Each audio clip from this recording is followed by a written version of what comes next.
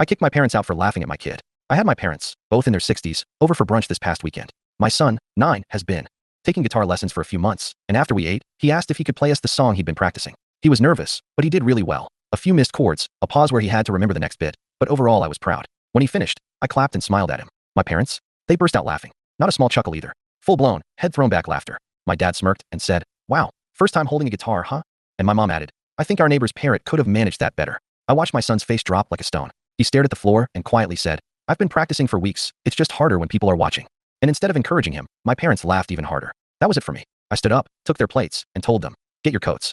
Out. Now." My mom protested, saying they hadn't finished their coffee and that I was overreacting. My dad gave me that huffy, indignant routine he always does whenever anyone challenges him. My mom then said, "He needs to toughen up. The world's not going to clap for him just because he tried." I lost it. I told them, "That's not tough love. That's cruelty. And it's the same reason I spent half my childhood feeling like I'd never be good enough. You don't get to do that to my son." They shuffled out, muttering under their breath. I sat back down with my boy, told him how proud I was of him, and asked if he'd play it again just for me. He did. And this time, he smiled all the way through. The next morning I texted my parents, saying until they can show basic respect, we're taking a break from seeing them. My dad replied, "Guess I raised you to be soft." My mistake.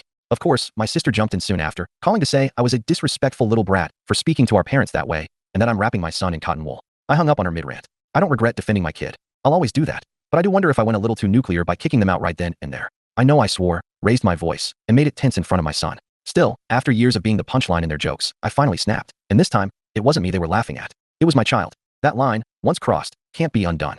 Follow for more.